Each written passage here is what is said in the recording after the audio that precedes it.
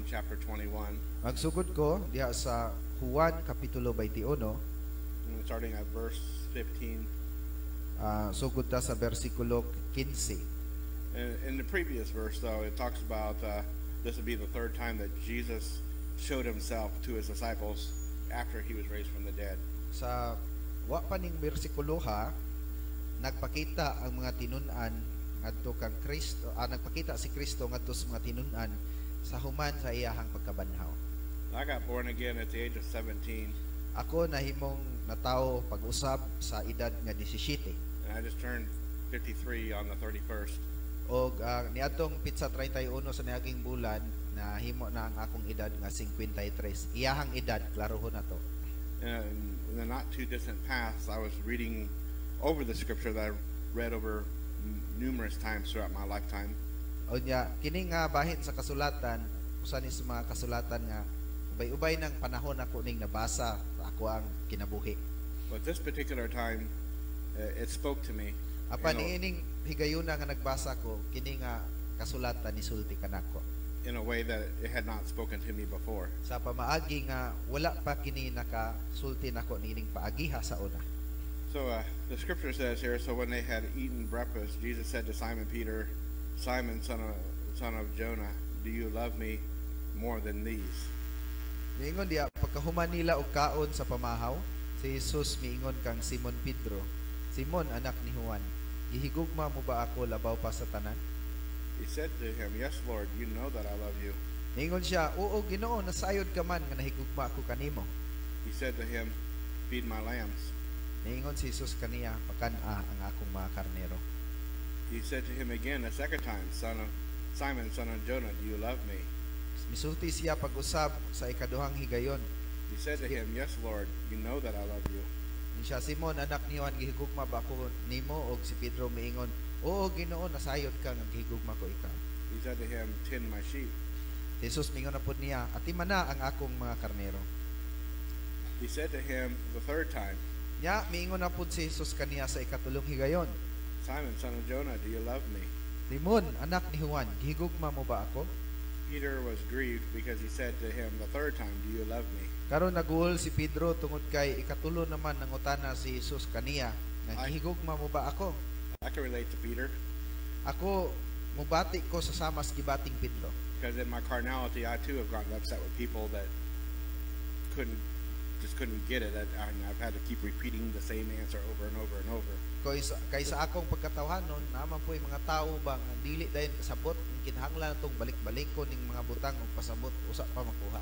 And sometimes in my carnality, it's like, oh my God, why are they asking the obvious?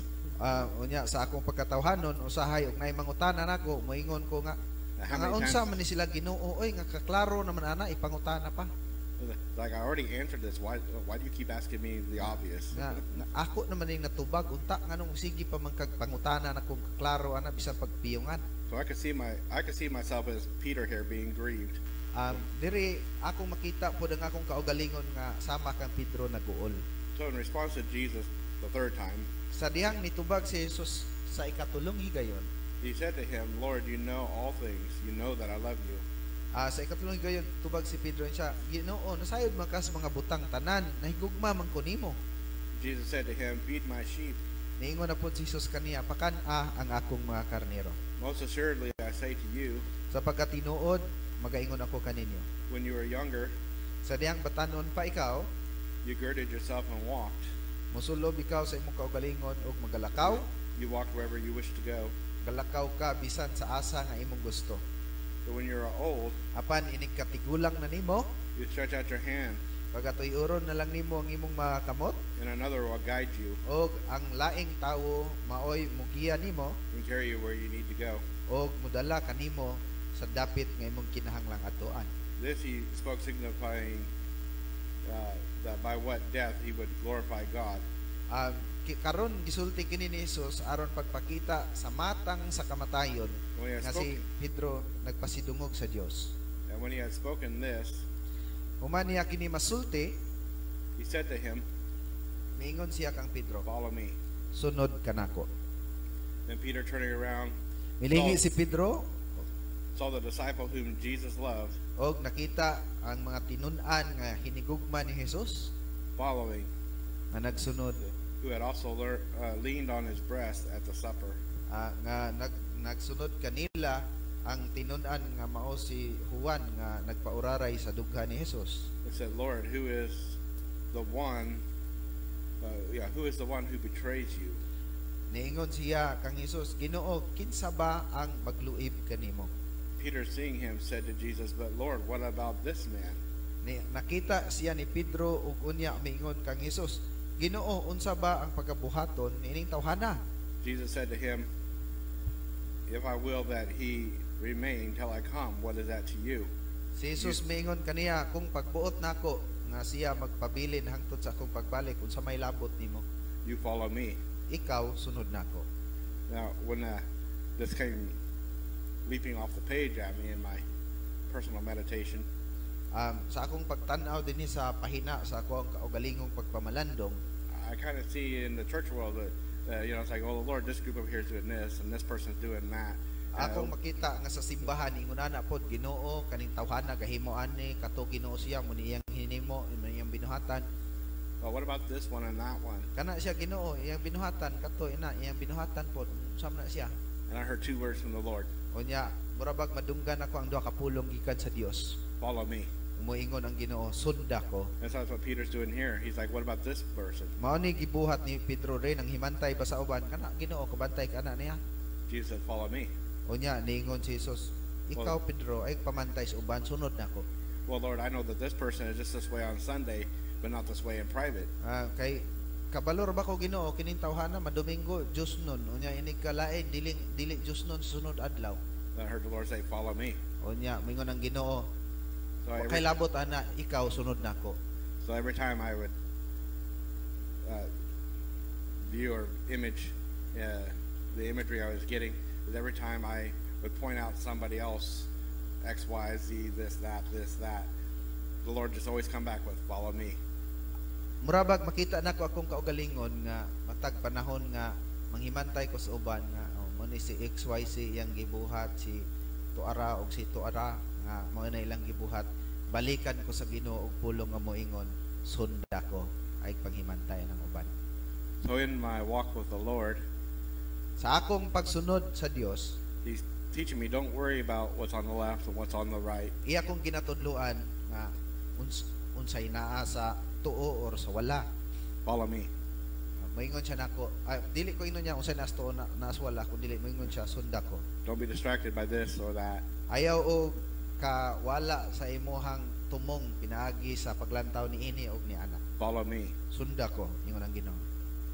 And so in following Christ Sa pagsunod dato kang Kristo, involves being focused.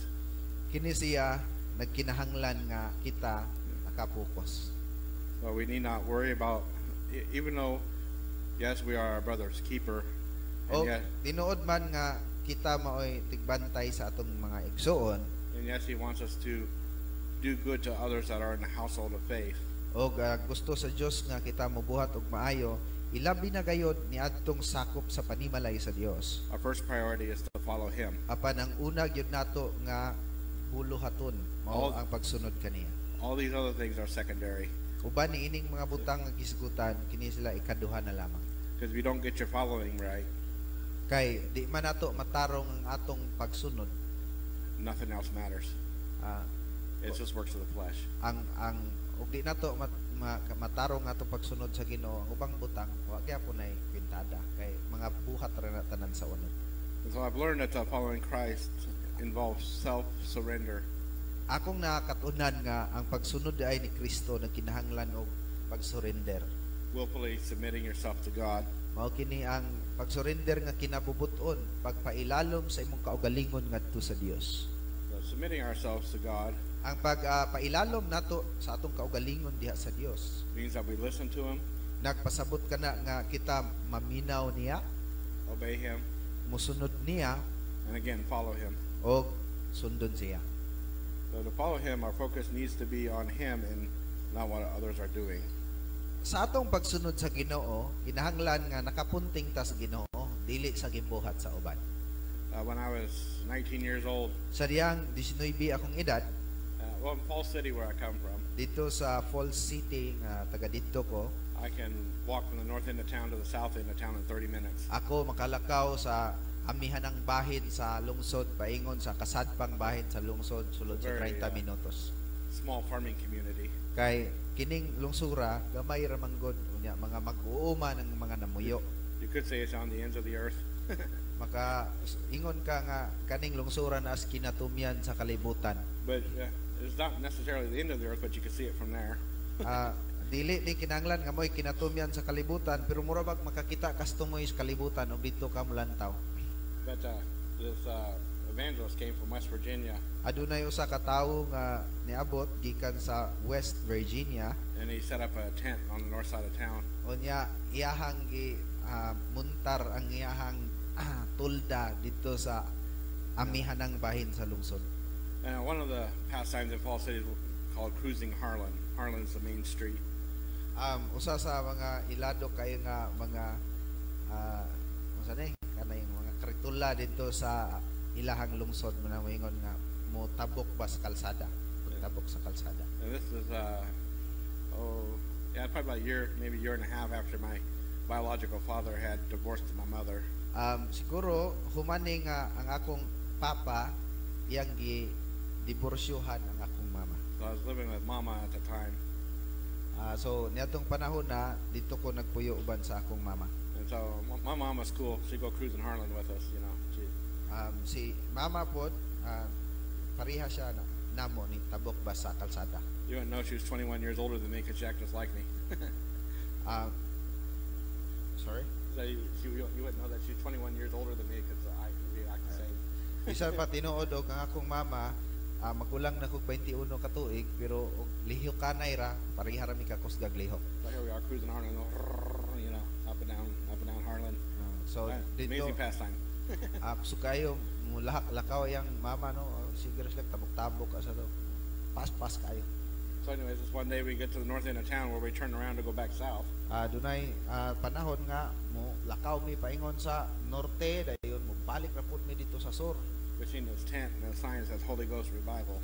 Onya nakita man namo ning tulda nga naay gibutang nga revival sa Espiritu Santo butang nito Holy Ghost Revival. So I was like, hey mom, let's go to that. Nya akong ginan ako mama, sulod ta dito. So we went and got my grandma. Grandma's cool too. She cruised Harlan with us too. Unya kuyog man pud namo slula atong panahon na. So I was pretty close to my mama and my grandma. They Suod man ko sa akong mama, sa akong lola pod. But anyways, so we went to this tent meeting and there's two sections. Well, I like here 2 sections. Onya nisulod mi sa tulda, onya duray duha ka bahin dito sulod. So this side was all full of people, and over here is mom, grandma, myself. Diring dapita puno og tawo. Onya sa pikas bahin si mama ra, si lula ug ako. And so the preacher preached his message. Onya niwali na ang kuan tong pastor or katong tigwali. He's one of them old-time Pentecostal preachers that had the Pentecostal gasp. Katong mga kinaraan bitang wali nga Pentecostal kay wali nga naay estilo ba nga Pentecostal kayo. You know, it's the Pentecostal gasp when they go in between their preaching. Nabang murag natukan bitaw nga inigwali ana ba. So that's anyways, he got done preaching and he says, "You boy, come up here." And I was like, "Who, me?" Onya sabtang gawali siya niingon siya sa ako nga. And Oy, this whole ikaw section- bata ali dire ingon po ko nga ako. And this whole section was mom, grandma, me. Onya dito speakers bahin kay si Lola, si Mama, ako ra biya. I thought about it later. I was like, I don't see where mama and grandma are a boy, so he must be talking to me. Nya ngauna-una ko wa man dito ilaing laki ako ra man kay si Lola, si Mama ra mag ako na dito. Ako gito iya. Inan. So he called me forward and started to prophesy my future. Iya akong gitawag unya iyahang gitagna ang ako ang kaugmaon. This time I had not had much experience with gifts of the Spirit or Nyadtong panahon na Pentecost. wala pa ko'y kasinatian mahitungod sa mga gasa sa Espiritu samot na sa gitawag na Pentecostes. And he began to say to me, I don't know whether you know it or not, son, but you're called to be an evangelist. O nya giingnan ko niya nga wa ko kabalo anak ko nakabalo ba ka pero gitawag ka sa Ginoo nga aron mahimong Ano? usa ka ebanghelista. And as soon as he said that, I said to him, how'd you know that? O niya, sa pagsulti na niya anak sa ako ako din siyang giingnan pod nga, giunsa nimo pagkabalo anak. I didn't know this guy. I'd never met him before. Wa man ko kaila aning tawhana ug wa pud mi nagkailhanay sa una. Didn't even know his name. Wa gani ko kailag unsay ngalan aning tawhana. All I knew is that they was from West Virginia because they had said so in their sermon. O niya, ang akong nabalaan nga taga West Virginia ni siya kay maumay giingon niya sa iyang wali. And I knew I was called to be an evangelist. O niya, kay kabalo man po ko nga gitawag ko sa Ginoo mahimong ebanghelista. At that point, I had known since I was 17. Niadtong puntuha man gud ako nang nabalaan ning tawag sa Ginoo pag 17 anyos nako. But because I was not familiar with Pentecost or the gifts of the Spirit at that time, Apan tungod kay wa man koy kabangkaagan mahitungod niining gasa sa Espiritu Santo niadtong mga panahona, when he called me out and said, "You're called to be an evangelist," sa dihang iya kong gitawag nga ingnan ko niya gitawag kas Ginoo mahimo kang ebanghelista, immediately I was, "How did you know that?" diha dayon na akong pangutana niya, nganong nakabalo man ka? And so he began to talk about different things, words of fire, and thousands to be saved, thousands to be healed. And then he said, "God's going to mightily use you. Just be obedient." And he kept saying, "Just be obedient." O niya, iya na dayon kong gihatagan og propesiya nga niyon siya nga dunay mga daghang mga luwas basta kay mahimo lang kong masinugtanon. Mahimong masinugtanon sa Ginoo. And he just kept emphasizing that for the rest of that night. O Be niya, obedient. kanunay gyud niyang gisulti nga gintagaan niya kabugaton kanang pulong nga mahimo gyud kang masinugtanon. Niadtong gabi na. At that time, I was like, "Obedient to what?" Niadtong panahon na ako pong una-una asa man ko mosugot kinsa may akong sundon. So here I am, almost 30 years later. I'm beginning to understand what he meant. Pagka human sa mga 30 ka tuig ato karon sugdan na nako og kasabot. Dugaya pa nato kasabot no. Especially in light of the verse that my steps are ordered of the Lord. O niya, samot na ng bersikulo nga niingon nga ang akong mga tikang hinanay sa Dios. So he's calling upon me to be led of his Spirit in where I go to preach. Iya akong gitawag aron nga giyan sa Espiritu Santo aron bisan diin ako magawali And what I preach, ug unsay akong iwali. and so forth. So he just really wants me to depend on his Spirit.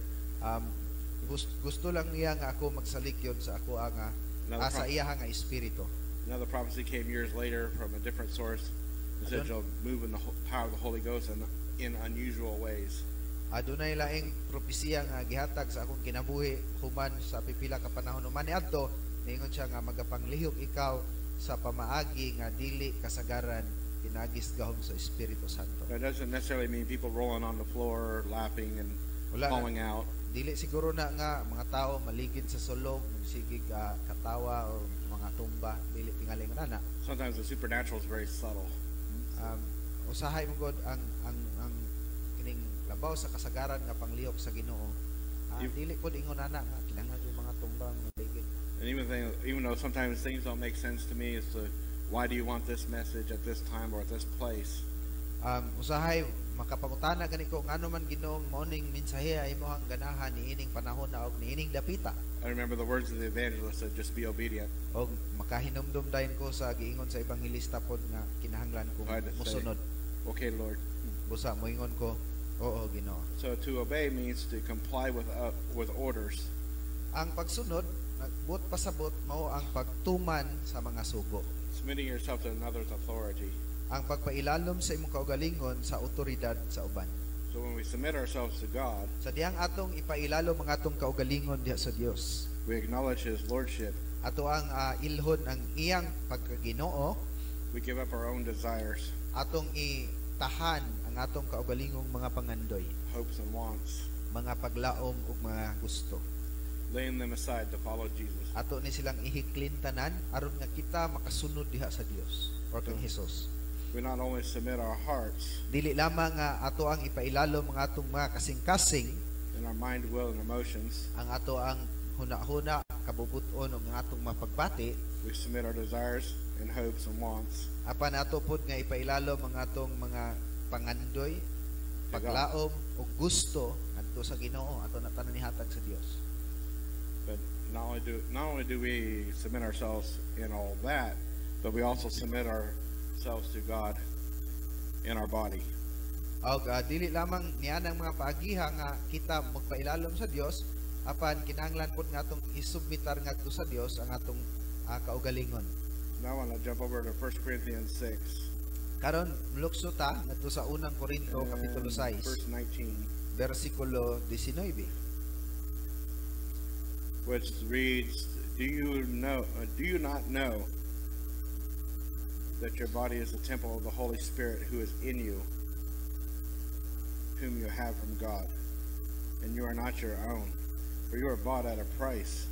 Therefore glorify God in your body and in your spirit, which are God's. Ayan diha, wala ba kamo masayod nga inyong lawas templo sa balahang espiritu nga nagpuyo diha kaninyo ang inyong nabatunan gikan sa Dios? Wala ba kamo masayod nga dili kamo ang tag-iya sa inyong mga kaugalingon? Kay kamo gipalit na sa usa ka kantidad. Busa himayaa ang Dios diha sa inyong lawas. And so when we glorify God Busa sa diyang atong himayaon ang Dios in our body, sa atong mga lawas, it's a loud testimony to those that are around us, kini usa ka kusog nga testimonyo ni atong mga tawo nga nagapalibot kanato, and even when we say nothing, nga bisan pag wa tay isulti, they can see that you're a person of God. makita nila sa atoa nga kita tawo sa Dios. But in America, Dito sa Amerika, they have the mindset of my body, my choice, moingon sila nga akong lawas, ako'y pili. and they use this as an argument for pro-abortion.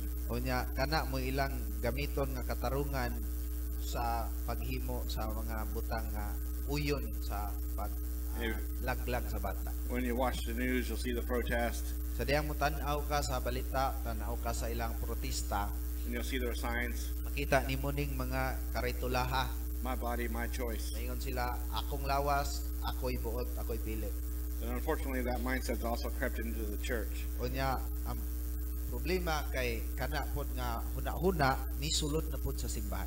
And they're like, my body, my choice. Maingon ka nga ako guning lawas, ako'y pili, ako'y buot. But is it really your body? Imuha ba gyud ng lawas? Because the scripture says Kay niingon man diri ang kasulatan to glorify God in your body, nga kinahanglan nimong himayaon ang Dios pinagi sa imong lawas which is God's. nga iya di ay sa Dios dili imo. And we will give an account to God Unya kita manubag niini sa Dios for the deeds done in the body, sa mga butang nga atong gibuhat sa atong lawas. whether it be good or bad. Pwede nga maayo kini or dili maayo. So does it glorify God when, like, you see body piercings, tongue piercing, nose piercings? Makahimaya ba sa Ginoo kung makakita ka nga hasta dila giariyosan, ilong pod giariyosan na pod, makahimaya ka na sa Dios? Tattoos, Mga tato, people going around trying to increase their body count. mga tao nga gapangulikta og pila na kabuk ilang nadulgan gaihap ilaha ko ana Or just pulo not taking a na bath. 50 na kabuk ilang nadulgan Or just not taking a bath. Taking Oh. care of your hygiene. kanang di ka maligo maho ra kang ilok na sakto ba na So we're stewards of this body. This body is not ours. na kay di man ni atong lawas iyam ni sa Ginoo ato ning atimanon. Now we don't hear too much about this aspect in the church so much anymore. Dili man ta makadungog kayo niini nga mga bahina tingali sa simbahan niining mga panahon na The primary focus is mostly what's in our heart. So, and it's a good focus. I'm not saying it's bad to just focus in your heart, but we also need to glorify God in our body. daghan mang mga butang nga gipunting sa simbahan say kaning mga butang nga nasa atong kasing-kasing maayo po na nga butang pero ato pong himayaon ang Dios sa atong lawas. So not taking care of the body does not glorify God. Ang pasagad sa imong lawas di nimo pag-atiman niini dili na makapahimaya sa Dios. And so what may be culturally normal Pwede nga sa kultura normal ka man sometimes will cause us to abuse our bodies. apan usahay kita pod kining kulturaha mo ni makapaabusar sa atong lawas And we'll be held accountable for such. o kita mahimong manubag niini. Then I'm going to go now to 2 Timothy in closing.